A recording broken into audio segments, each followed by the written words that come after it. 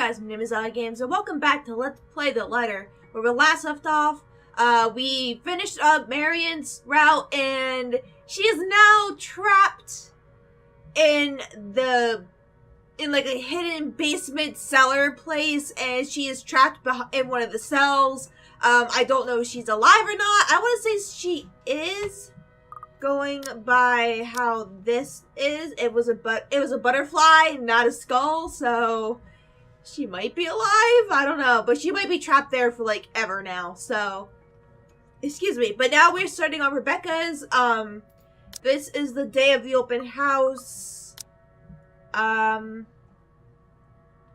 Yes, it's the day of the open house, and Rebecca is going to go pick up Isabella because of what happened. Isabella's thing with the ghost and, falling down the stairs and all that other fun stuff. But anyways, hers is gonna be really long. Hers is gonna be the longest one out of everyone's branch, everyone's chapter so far. But anyways, let's go on and keep on going. Still reeling, my gaze shifts back to the door, as if any second, the cries will start again or whoever's inside will burst out of the room. That's right, she heard a woman crying. And it's towards the end of the open house, which I think Ashton picked Isabella up, so Isabella's already gone. But I don't get to dwell on these. The woman's worried voice breaks through my haze and my mind again, oddly soothing in the thick of my unease. Even if the concerned look comes from a total stranger, finally being in the company of someone else is somehow comforting. Ma'am? Are you okay? Yeah, no, totally. I'm fine. This is probably just some cold. Do you need to sit down? No need. I'm actually looking for a friend. I wave the mobile in front of her, like the gesture alone explains everything.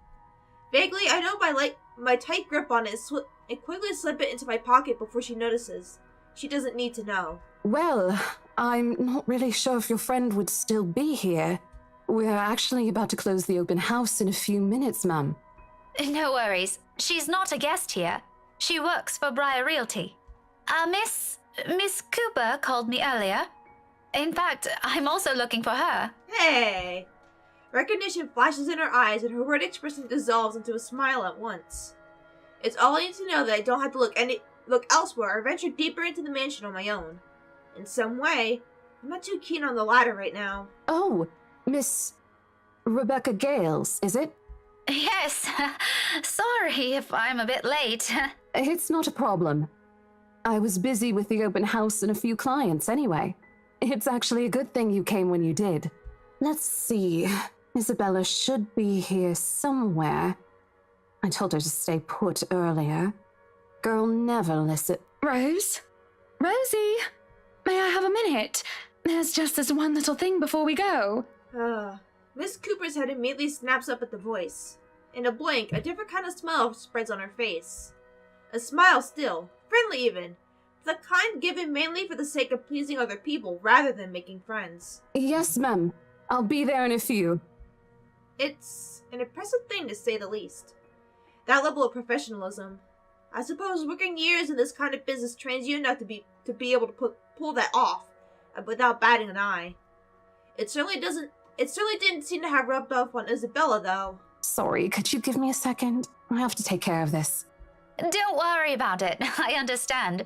I can wait a few more minutes. Clients, right? You won't hear anything from me. Priorities, you know? But if you want, you can stay at the parlor in the meantime. I think we have a few refreshments left. No, thank you. I'm going out with a few friends after this. Isabella's supposed to join us too. But that depends on how she's doing, of course. She stays anyway. Alright, this won't be long, I promise. She throws me an apologetic look before sauntering over the small group gathered at the entrance. A couple or siblings? And another woman, probably their secretary. Either way, they look no different from the other guests. All three of them primly dressed, albeit in a manner significantly simpler than the others. No frills, no extravagance of any form. But their gestures and movements alone speak volumes of their ingrained lifestyle. Does freaking Luke have like a dark aura around him, or is it just me? It looks like he does. In their presence, I do what I can to appear inconspicuous on my side of the foyer. Maybe accepting Miss Cooper's offer would have been a much better choice than standing around awkwardly and gaping at them. While also attempting my best not to listen in on their conversation. Although, that one proves more difficult in how enthusiastic the blonde woman is. Her voice easily echoes to the walls. Whoops, shoot. With only the 5 of us here. Pretty soon, I find myself being drawn into their talk without meaning to. Tomorrow? First thing in the morning? First thing in the morning, ma'am. That's why I was like... She's like... I will be happy, even though you're pushing this way too fast. The main day talk isn't what catches my attention, however. Very well. We'll have our lawyers prepare everything as soon as possible. Let's make this whole thing easier for everyone, shall we? Just let me know if there's anything you need from me. You know how to contact me, yes? Got your mobile number saved here already. Good. It's just a matter of time then. It's a brief moment. A fleeting shift in my eye. Monday for us, Marianne. As long as you're positive, we won't be having any problems by that time. You can count on my team. You worry too much. Let me handle those things. Do be thrilled, though. I imagine it's not every day you get projects like this, hmm? In the instant I turn my gaze on him, I see it. Oh, I'm certain Mint's ecstatic, Buttercup. Aren't you, Marianne? You know, we could all celebrate this with a few drinks. Why don't we? In fact, there's this really excellent Irish pub I visited a few days ago. Looming. Hovering over his shoulders. Drawn to him like a moth to a flame. A dark blur. No. A shadow. Okay, so it's not just like he's pissed off. It's like some weird shit. I think I'll pass on that, sir. I have more important matters to attend to. Darling, your liver. Is that supposed to be her? Okay, or maybe just the audio went freaking weird on me. You already had a glass today, and apparently a few days ago as well. How many times do we have to remind you? Doctor's orders, remember? Such a shame. And you never let me do anything fun. But as I try to make sense of it, a heavy feeling descends over my whole body. It happens without warning, forcing me to close my eyes. The sensation creeps to every part of me, crawling under my skin and draining me little by little of any strength. Before I know it, my hand is gripping the nearby door for support. The sudden nausea drowns out their voices and what little sound there is. All except for the whispers and laughters. Judging. Mocking. Taunting. Muffled, inaudible words bearing down on me like a death sentence. They wrap around my neck and limbs, binds tightening with every syllable, every utterance. And with each draw of breath I take, they drag me down slowly, almost painfully, into a bottomless abyss. On, and on, and on, till the sounds turn into near distant echoes, till suddenly it shatters. Well, what are we waiting for? Are we done Okay, here? I was like, please say this is not something that didn't happen to the audio. His voice rips through the fog like a sharp blade and my eyes snap open. When I look to them again, it's gone. Just a second, darling. Send my regards to Isabel, please. Poor girl. Please let her know she doesn't have to worry and tell her to get some rest. Anyway, we're looking forward to seeing you tomorrow. Likewise, ma'am. No shadows or dark clouds. Only amicable smiles and cordial handshakes. The usual pleasantries, as Miss Cooper leads them out of the mansion like a graceful host. None of the group seems to have noticed it. And even as I force my breathing to calm down, keep my eyes trained on their backs, and wait for something to happen, it doesn't come back. She returns a moment later. Gently, she closes the great doors behind her. There's a smile on her lips and an extra skip in her step when she walks back to me. Whatever she was discussing with the group had put her in a good mood. Even she appeared to not have observed anything odd. Was I just seeing things? No. Glad that was over. No, you are not seeing things. It's been a long day. I thought for sure we're going to... Hey, are you sure you're doing okay? You look a bit green. It's all good. I'm actually still recovering from a cold. Weather's been crazy lately.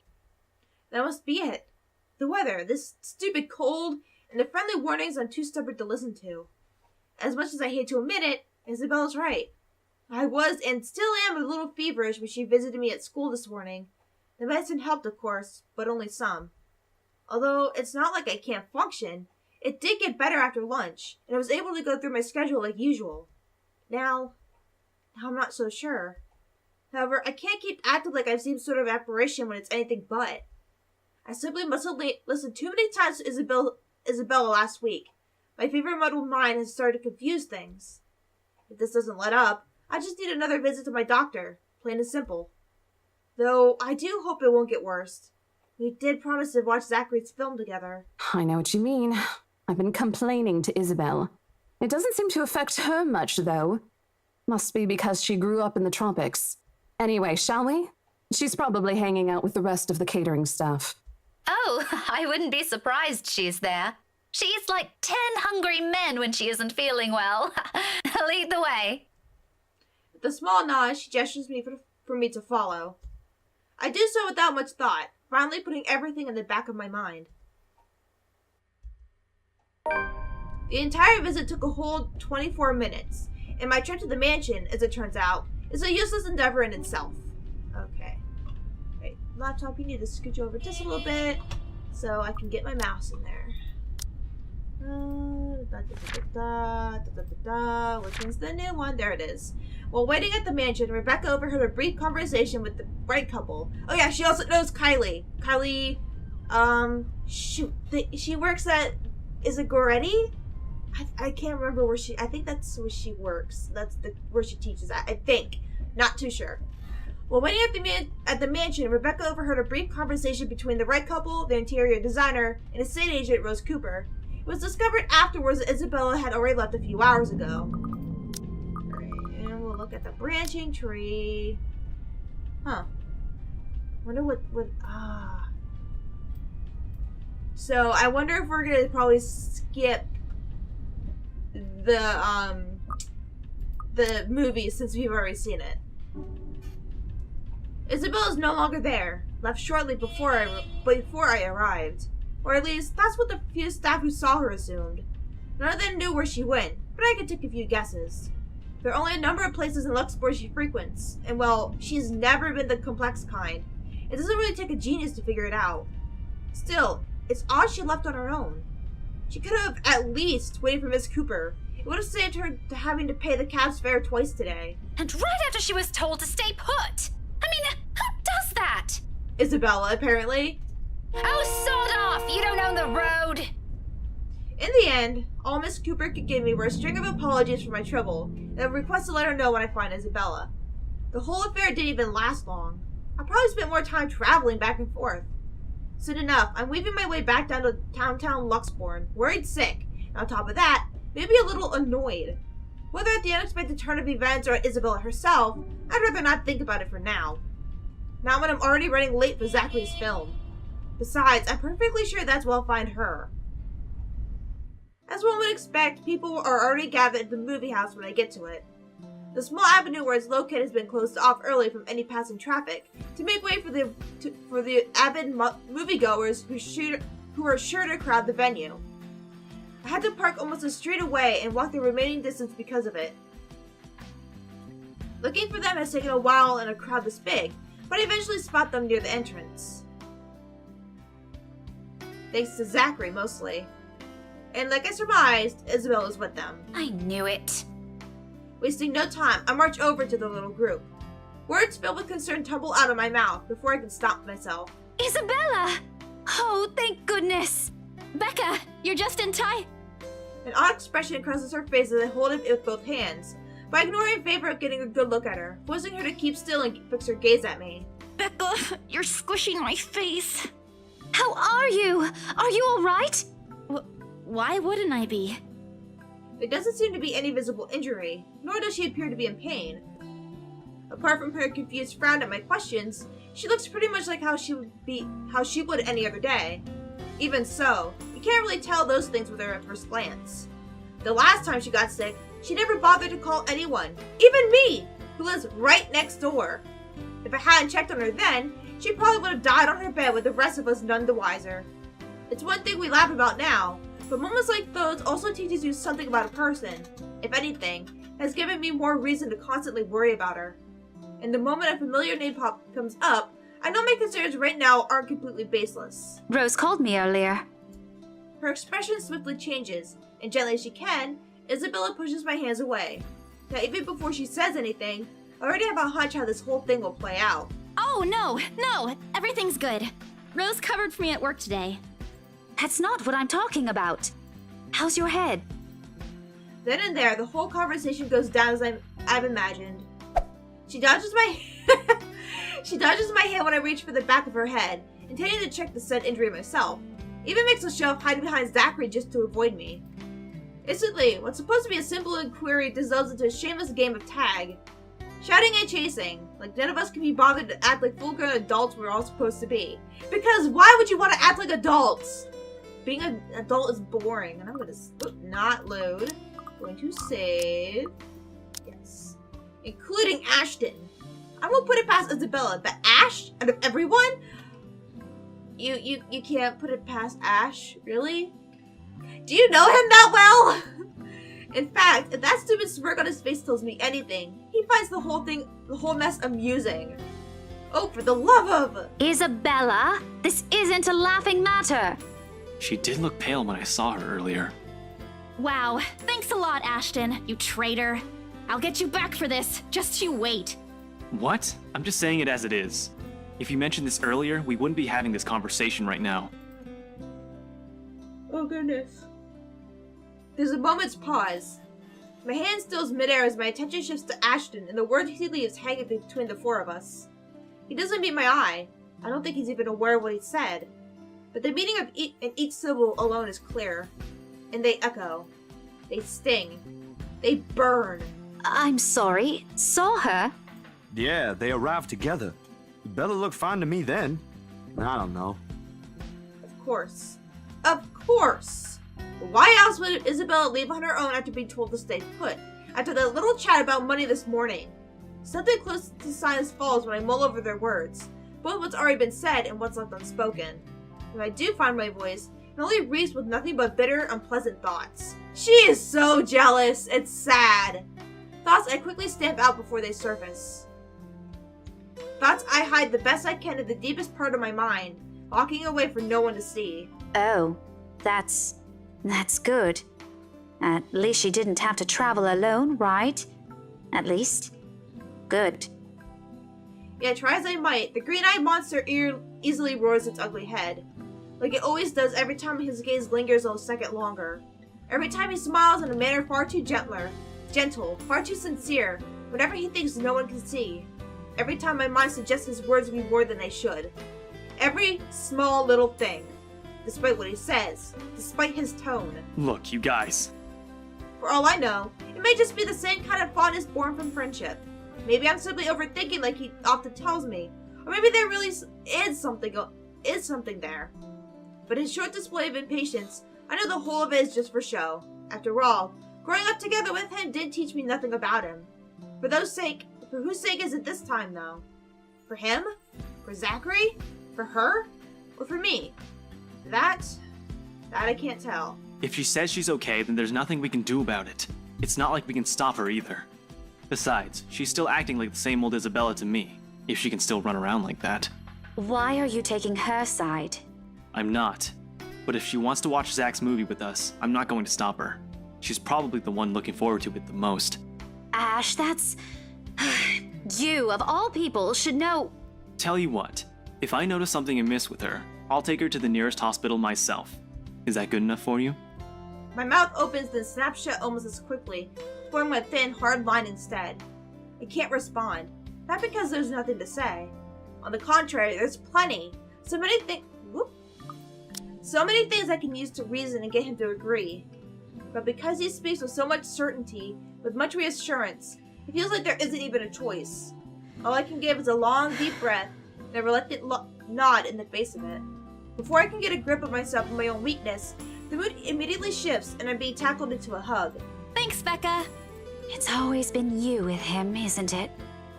Did you say something? Me? Nothing. Don't mind me. She's jealous as shit! A lie, obviously. What else can it be? Each and every smile, a tiny effort to keep things as they are. Or so I tell myself. Little do I know, this is merely a preamble. It starts out quietly and without fanfare, amidst friendly jibes and harmless teasing, with a scrap of paper fluttering harmlessly to the ground. Oh, yeah. One that looks suspiciously like a cheap Halloween prank no matter how you look at it. Why are we seeing all this again, though? That's the thing. Like, we saw this. And yet, despite how ludicrous it all is, Isabella stubbornly insists, as if her whole life depends on acknowledging the truth in her story. Does she even realize how absurd she sounds now? Cravens, even my students won't fall for this. Isabella, aren't you taking this a bit too far? She doesn't give me time to regret nor think over my choice of words. From there, it escalates, grows into an argument too petty even for our standards as adults. Before we know it, one after another, harsh, scathing words are being spoken. It's not a joke! Will you guys listen to me first? I saw something in the house earlier. It stood right in front of me. If I hadn't gotten away, that thing might have... Right. And in broad daylight, Isabella. Typically, I don't believe in this stuff, but even someone gullible would find the logic in that screwed up. There's also no way in hell that this supernatural shit you're talking about is true. But it's real! Oh, what do look you at think that I saw? face! Look at that face on her! A hallucination? A delusion? Didn't you say you fell down some stairs? So maybe Rebecca's right. It happened after, when I was trying to get away. I almost got stuck in the same room with that thing. She almost died! We're all in danger. I thought you were my friends. Why don't you believe me? But someone has to be patient in all this. And however much my own has already been frayed earlier, there's no one else. Who else here can deal with someone else? Who else here can deal with someone selfishly acting like a kid? Like every other time, it has to be me. We are, and you know that. But this thing and that thing has got nothing to do with the other. When Rose called earlier, I thought she's just exaggerating. But based on what I'm seeing right now, maybe it's better if we really postpone this for now. Don't bother. Just like that, she cuts us off. Slams the door right on our faces while my own temper flares before I can stop it. Although it falters briefly at the hard expression on her, when she snatches the blasted paper from Ashton, I hold on to it. Regardless of how upset she appears, soured expression and balled fist, throwing a tantrum is simply unacceptable. For a grown woman at that. Words form at the tip of my tongue, ready. But before I can open my mouth and let it all out, her feelings and mistakes be damned, Zachary raises a voice of his own. Guys! A warning underneath the warm and hopeful beat in his voice. We all stop and look to him, and even my own anger subsides a little at his tone. Why don't we all calm down first? I'm sure Isabella has her reasons too. No need to be hard on her. And hey, ain't this supposed to be a happy get-together? Yes, it is. To an outsider, it may look like a desperate request, but Zachary has always been the one to keep a level head over petty squabbles. This time's so different. He knows what to say, and when he lets it fall, the only rings sharp and true. We haven't seen each other for months. I'd really love to know what y'all have been up to. I only ever get to talk to Bella over chat. Please. Look at that face! How can you say no? How can you say no to that face? You can't. You can't say no. As careful as he is with his own tone, it does make me feel ashamed. We're supposed to be here for him, to give what little support we can give. Yet here he is, trying to keep three stubborn people from outright hashing it out in public. Later, we can and will talk about it, of course. There's a proper time and place for it, and at the moment, my anger and whatever reprimands it carries no longer matter. Beside me, Ashton appears to have already caught on. The lines of his shoulders ease to something more relaxed, his expression back to its usual nonchalance. Isabella, however, she stands perfectly still, her hands clasping the strands of her bag like a lifeline, eyes trained at some point near her shoes. There's no anger in her face, only an undeniable hurt. But she's never been good at hiding what she thinks. Always the open book. Always the one to wear her heart out in the open. When she looks up, her answer is also as simple. If we keep arguing here, we're going to miss the first few minutes. Her lips are curled up in a smile. Though lacking both its usual brightness and glee, it's a smile nonetheless. I've seen it countless of times. It's the very same one she would show when she has no other choice, or simply when things get tough for her. But despite everything I already know about her, it still catches me off guard. In all honesty, I expected her to run, to balk at the first sign of losing this time. But won't we be surprised? At 26, she is the youngest among the rest of us. Less experienced, less accustomed to dealing with trivial quarrels like this. Yet here she is, holding herself and coping with how she would with matters concerning her family. Outside of that, to me, she has always been this childish, naive girl, and watching the opposite play out right now. Somehow, I find it difficult to wrap my head around it. Alright, that's the Isabella I know. Oh, good. I thought for sure you were going to cry. But I envy her. What was that for? Stop calling me a crybaby! I'm not one! Aw, don't cry. Don't be a dick, Ash. Stop it! I envy her spirit, her warmth, her cheer, the shine in her eyes when she looks at the world. How everything seems to simply fall back to a pleasant, lively rhythm with her around. How easily and tightly she fits into our lives, even without bonds only long years could forge, like a lost piece of a puzzle, despite her jagged edges. How she draws people to her with ease. How Ashton, of all people, can be drawn to her. Okay, scaredy cat then. That too. If you repeat that, I swear I'll... Let's just go. I make no effort keeping the bitterness from my tone. I let it seep, linger stiffly in the air as I avert my gaze from them. From their playful banter, the friendly teasing remarks, and Ashton's tender, affectionate smiles. All before the stabbing aches in my heart could change into something too painful to bear. It's all in my head, is what I'd often tell myself.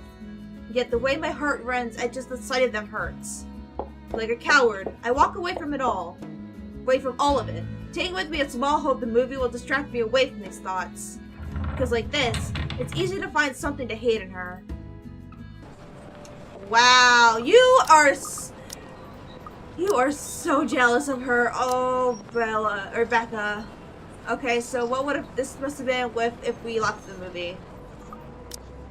Jessica's already given way tonight when we leave the film fest.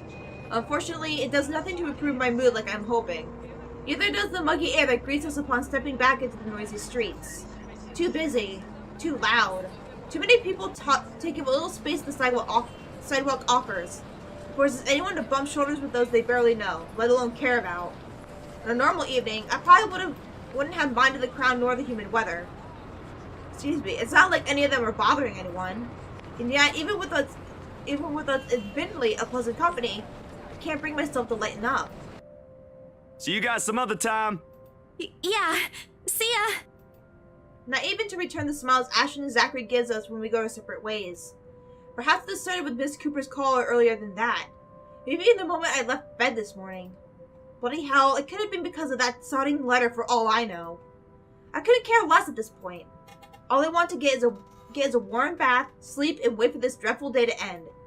Now if only Isabella would stop babbling, then maybe this dull throbbing at the side of my head will turn into a full-blown headache too. Zach did a pretty good job with his movie, didn't he? Even though Ash said he ran into some trouble late into filming. But I knew he had it in him. It's not like I didn't believe he couldn't do it. I mean, did you see his face after the credits rolled? All those months he worked on this, and everything's finally... You weren't even watching. Only the first minutes. I watched the rest of it, I swear. Besides, Ashton was the one who wouldn't stop asking questions. Well, why do we still need to talk about this then? I liked it. Ash liked it. You liked it. Shouldn't you be telling that to Zachary in person? I'm sure he'll appreciate it better than I ever will. Jeez, Becca. I know that, but maybe there's something you want to say? Zach had you check the scripts before he went through everything, didn't he? You also worked on it, even if it was only for a short time. Maybe you want to... I don't bother waiting for the rest. The moment I spot my car, I immediately make a quick beeline for it. Knowing her, this is merely another attempt at starting a conversation, just so we'll have something to fill the dead air, to replace the strained atmosphere we've somehow walked into. One thing, the very thing I'm not too keen on to deal with at present. Behind me, Isabella also changes her pace to match mine, her soft strides growing brisk and uneven in order to catch up. A small part of me half expects she'll suddenly trip. She's not the clumsy sort, but there are definitely times when she can be the least coordinated person on the planet. Becca, hey! Oh no. Wait for me!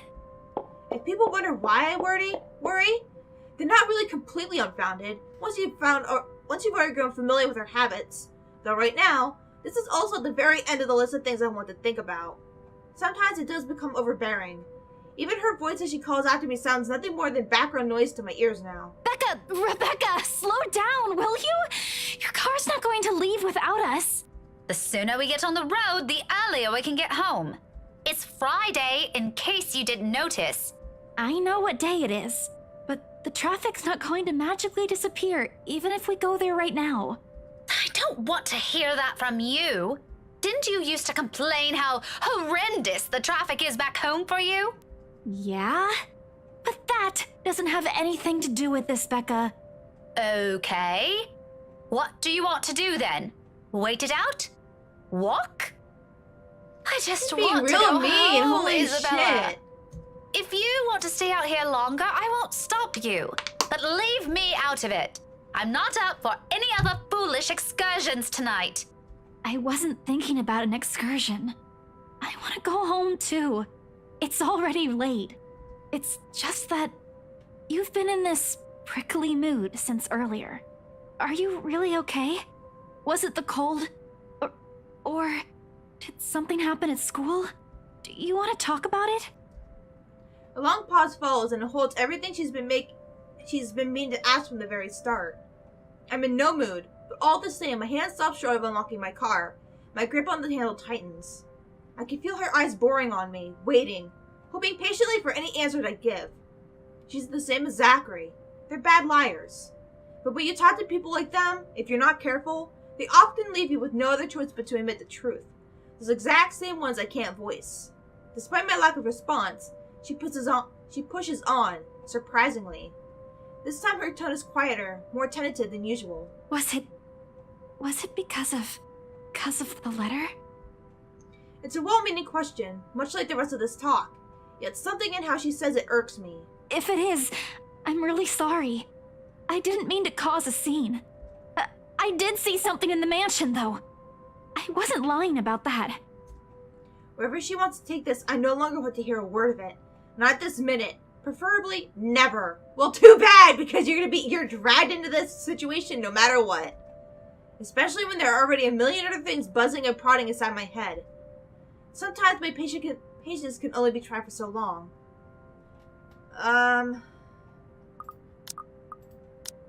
It's cold caught up with me. And during the open house, even if there were a lot of people around, there were weird things happening.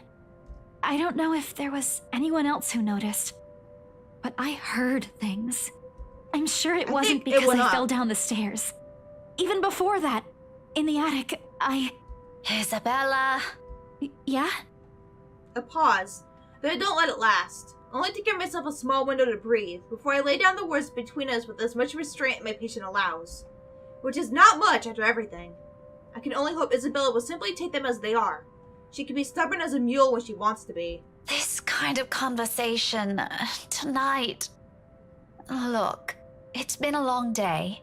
I think this cold also caught up with me, and I'm really exhausted. Can we talk about this some other time? She blinks, and although disappointment flashes momentarily in her face, she gives me a curt nod. A relief enough for me, perhaps the first time I genuinely feel it today. As unpleasant as this day has been, seeing something go the way I've anticipated takes the edge out of it. Even if lying through my teeth has to go with it. Oh, alright. You should have just said so. I told you should have taken a full week off. Were you able to get the meds I brought you, though? Do you need anything? I could drop by the pharmacy for you. Yeah, no need to fuss. A good night's sleep is all I need. At least it's Friday. I've been busy the whole day. I guess I should have listened to you and taken it easy. But we have exams to prepare for. It's one or the other, you know? I knew it! Here I thought you were just upset about something. Oh, she is. Even Ash looked a little bit worried about you. It's fine. Let's just head home, okay? I'll make it up to you next time. Call me out to lunch or wherever. Just... not right now. Okay, but should you be driving? If you want, I can call a taxi for us. You'll hate paying the extra fees, but you'll be able to get some rest on the way home. No, don't call a cab. I can manage driving at least. Just get in the car so we can be on our way. Mari opening the door and climbing into the seat before she can protest. Left with no other choice, she follows inside shortly, albeit with a bit of reluctance. The guilt from this will eat at me later, but for now, these little falsehoods are mine to bear and hide under. For now, this is the better choice. Better than pretending she doesn't exist or giving her vague answers. Certainly better than harsh words and outright lashing out at her. I can find a little comfort in that. Thankfully, if there's anything left to be spoken between us after, we don't have to discuss it on the way home. Or rather, we can't. Because no sooner than we hit the road, Isabella dozes off.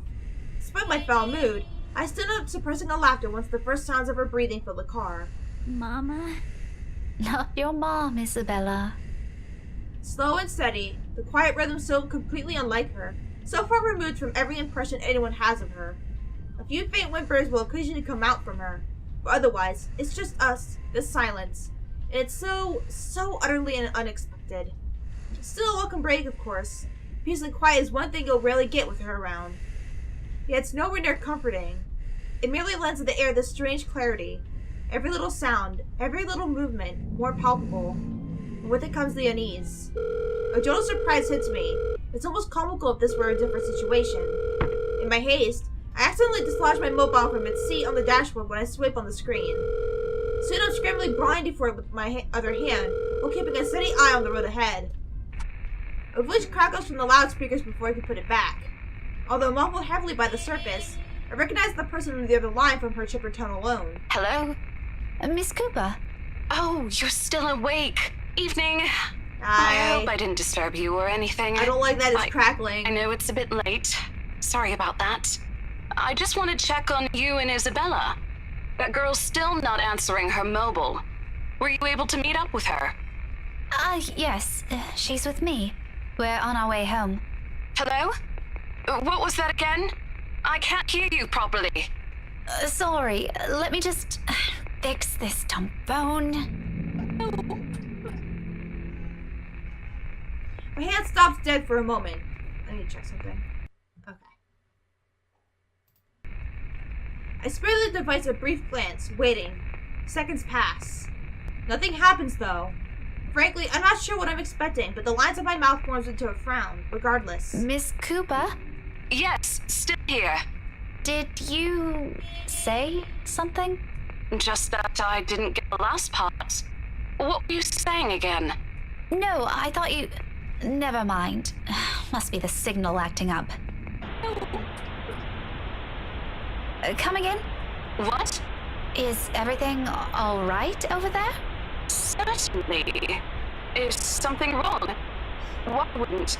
Okay, I'm waiting for her, like, her icon to, like, freak out or something. Good time. I can just call you back some, I have to make a conscious effort not to panic right then and there, although my tight hold on the steering wheel tells a different story altogether. Miss Cooper? Rose? Hey, Rose! Are you still there? Only a burst of static answers me, and... Maybe this lapse is entirely because of exhaustion. It has been a long day, and I haven't fully recovered from last week's bout of flu, contrary to what I've been telling people. Though perhaps had I paid closer attention to it, had I not been so occupied with other thoughts, I probably would have noticed earlier that it never came from my phone, but from somewhere right behind me.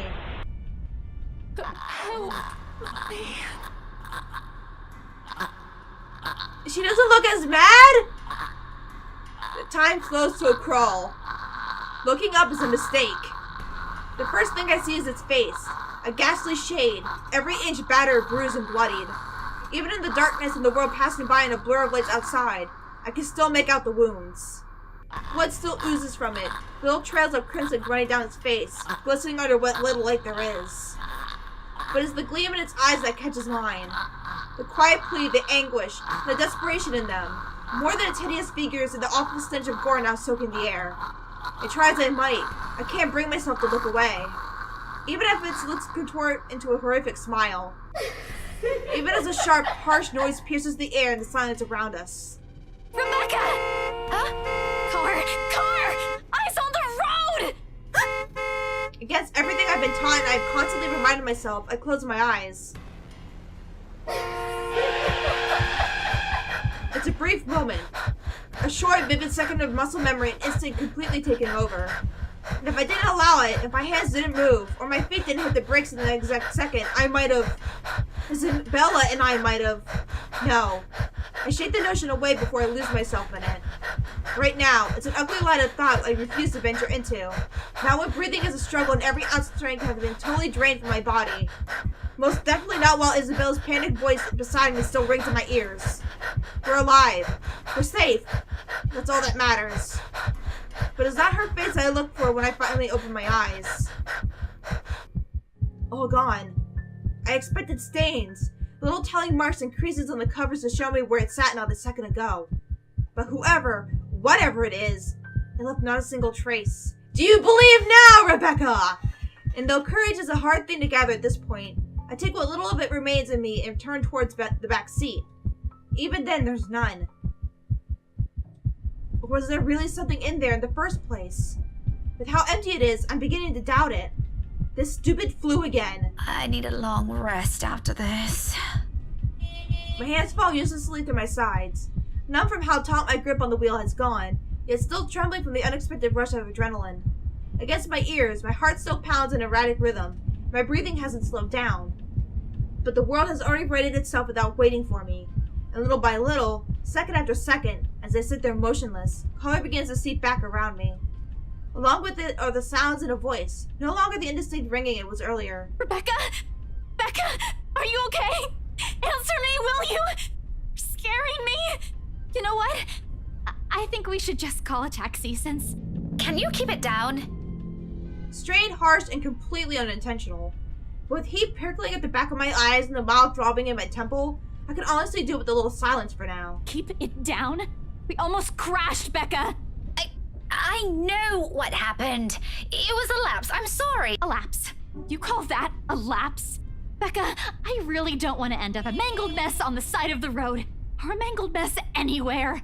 All I'm asking, if the time ever comes, which I hope isn't right now, is a peaceful death. I that one to be at least. Not that I'm asking for it, but please. Isabella. Belle, you're overreacting.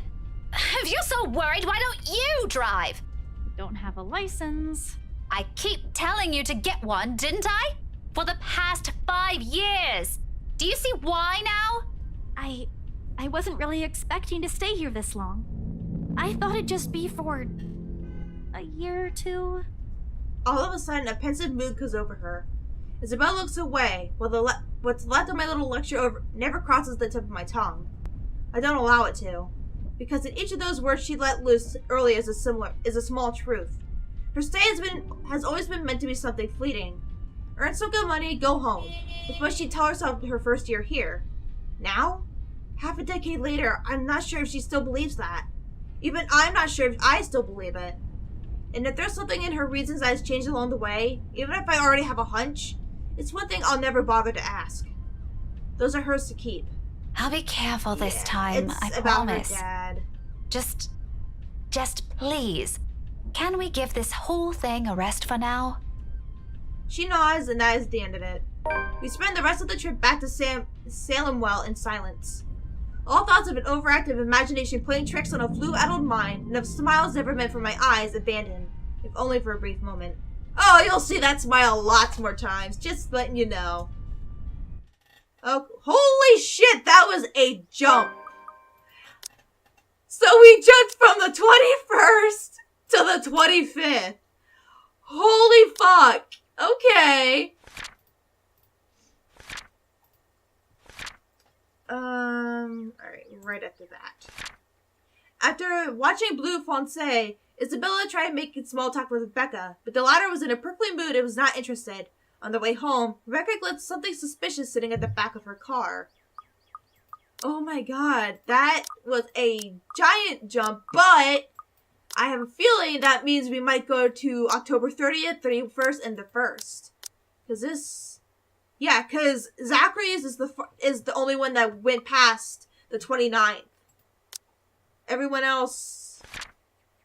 Yeah, because Hana got possessed on the 29th, and Zachary went to jail on the 29th.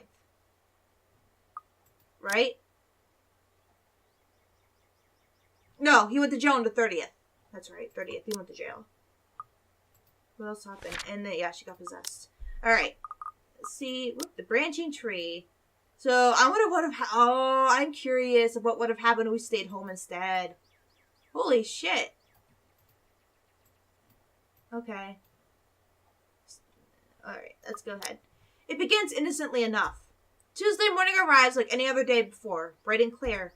Even though it comes with an extra helping of the unusual October weather, I appreciate being able to catch a glimpse of the clear skies lately. After going through a bout of sickness last week, it does something to lift the mood of what would otherwise be a dreary morning. And despite being a mostly a creature of habit, I wind up waking earlier than usual because of it. But still no earlier than Isabella, it appears. I've assumed she'll take a day or two off because of what happened to Miss Cooper, but that doesn't seem to be the case. The sound of the morning news drifts from her unit when I walk past on my way to the mailbox. Chances are, around this hour, she's already dressed and ready to go, probably just waiting for the next bus to arrive. I've tried following her example before, but I don't think I'll be repeating that. Really? How can anyone be up before the sun is up?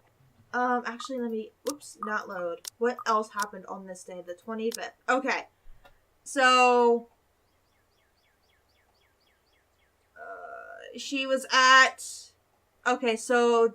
Ashton, Zach, and Rebecca might be together? Or at least Ashton and Rebecca? Yeah. I think. Or she might be home already. It's a habit she got from home, she said, instilled in her by the kind of life she grew up in. Like clockwork, it's always at 4 a.m.? What? That's too early, man! Either to help with the chores or prepare her little siblings for school. Various, I get up as 5. It surprised me the first time. She just didn't look like someone who could. In the end, I simply passed it off as one of the many things anyone will have to get used to around her. Not that I'll ever fully understand. I'm my parents' only child. We aren't well off, but so far, I've lived a relatively easy life. I didn't have to think about bills or food for the next day, or paying for any siblings' tuition on top of my own, or supporting a sick father's medication. And all I had to worry about were my grades. If it gave Mom and Dad's approval, or what we'd be having for dinner. When put next to hers, they all pale in comparison. They look less like problems and more like petty issues this way. Petty issues? But as unimportant as it all sounds, sometimes its ugly head rears at the most inappropriate moments. And sometimes they come through your mailbox in the form of a fancy-looking letter, pretty ribbons and all. Okay, so it's the letter for the party. Whoever sent this has spent silly money on the envelope alone. Verging on ridiculous, really. I can already imagine Isabella wrinkling her nose when she sees this. Then she'll complain about unnecessary expenses and rich people problems. I'm almost afraid to touch it myself. As I simply brushing my hand against the crisp surface will be enough to put a crease on it, and it'll be a terrible slight to the sender. But as extravagant as I find this, it isn't really the first time I've received one. Most of the time, it's not even for me, so who am I to complain? Either way, no look of surprise crosses my face once I flip the envelope over to see my parents' names written in a neat script. Nothing new, then. Their years in the academy? I don't know. Naturally brought with it various connections, people from other fields, art, science, business, politics, you name it. This one, though, gives off a much more personal vibe. Letters like this usually come from old students, people who've grown fond of my parents, and they, in turn, treat like children of their own. I've only met a few of them. Most have moved on to become successful in their chosen careers, and little letters like this are their way of expressing gratitude. It's one thing Mom and Dad are proud of, rightfully so, and I'm happy for them. But there are times I wish they'll remember they have a daughter here. The real one. Not that it's of any importance now. It's not like they didn't raise me well and provided for me. They did. I wouldn't be where I am now if it weren't for their hard work. And like a dutiful child, I do anything I can to give back. Even if it's as small as a thing as letting them know they've got another mail waiting for them. The phone rings for a good minute before someone answers. Mom. Her voice is warm as I remember. Becca? Hi, Mum. How's the conference going? Well enough. Until your dad sprained his ankle. Oh no, is it bad? I'm alright. In case anyone in this family cares to listen, I'm alright. Very much alive, darling. And there you have it. He'll be up and walking in a few weeks, don't worry. We're going to have to extend our stay here until it heals, though. Is something the matter? Nothing big. Just that this mail arrived for you this morning. A lie. Thankfully, she didn't notice. Although, if I'm going to be honest, a small part of me yearns for her to do so and ask me about it. But I put down that idea almost as soon as it surfaces. I shouldn't make them fret. They're busy. What does it say? Raise your glasses, give cheers to the good times, blah, blah. Becca Manners. That isn't how I taught you to read. Sorry. You are cordially... it's an invitation, Mum, for a housewarming party. From, Hana? The name rings a bell, though at the moment, I can't recall when or where I've heard it recently. It must be nothing too important if I didn't bother committing it to memory. There are a lot of Hanas in the world, so who knows? Hana. She also wrote you a note, Mum. It says you used to be her private tutor at the Evans mansion, and that she misses you and would love to see you two again. It makes my heart clench to read another openly say those words to them, the same ones I want to tell them. I want to see you too. It's been years since we've been together as a family, and if there's one thing that hasn't changed from childhood, it's that Mom and Dad are still busy with their respective careers. And at the contrary, away on some meeting or symposium, sometimes for months on end. It only grew more frequent with the years until I'm old enough to live on my own. I like to think that's how I become independent at such an early age. They've always praised me for that. At times, I wish they didn't. Evans? Oh, I remember now. Honey, it's Hana. Hana Evans. Remember? Bright girl, 2 years older than Becca? Didn't she get married a few years ago? 7 now, I think. But they grow up so fast, these kids. Yeah, she invited us to that too. Fonte de Medici. But we missed that one because you had to present your paper in Singapore. We did send her a note after. Still a shame we couldn't attend, though. What is it about this time?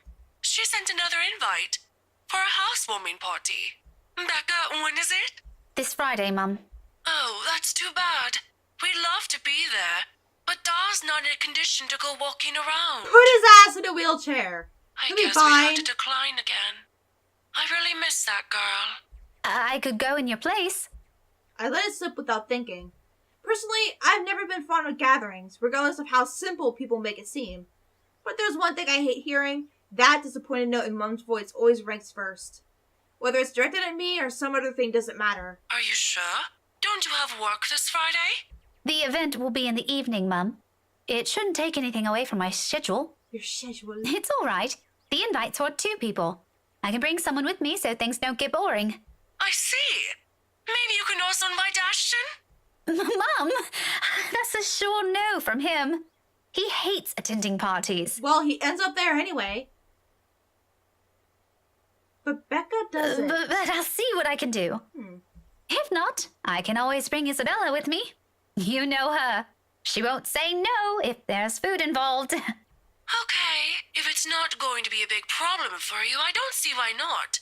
We owe you this one, darling. No problem, Mum. I'll even say hi to Hana for you. Please do. And let her know we'd love to see her once we're back in the city. Leave her our number or something. I will. But you know, the two of you would have become really good friends. Don't you remember? You met with her once. If my memory serves me right, you were 12 then? She had glasses, apparently? This, too, I can't recall. It's probably one of those meetings where we only talked a little bit before going our ways. If she did leave an impression, I'm pretty sure I would have written about it somewhere, or at least recognized her name. As it is, the only few people I remember clearly from that time in my life is Ashton and Mandy. To some extent. Mom must have sensed my confusion because she laughs. Don't push yourself too hard, darling. Really? It felt like having 2 daughters back then. Sometimes I wish they didn't send her away to boarding school. But, well, you know how often that goes with them. Still, try talking to her while you're there. Oh, we'll see. I'll let you know what happens after. I'm looking forward to it, darling. Take care of yourself. Will do. You too, Mom. Bye. Tell Da to be careful next time. She chuckles then. A hearty one, tender and always light on my ears. She may be a stern teacher, but this is the part of her I love the most. The sound of it still echoes even as our call comes to an abrupt end, bringing with it a memory from so many years ago, when life and responsibilities that accompany adulthood are things far from our minds. If given the chance, I'd love to go back to those. Well, if she's going to go back to those, we will see in the next episode, because I'm going to leave this off here. Thank you guys so much for watching. I'm still now wondering how Ashton gets to the party. We know Zachary gets invited, because she even tells him about it, and then she's like, I'm going to send you an invite anyway, so she does.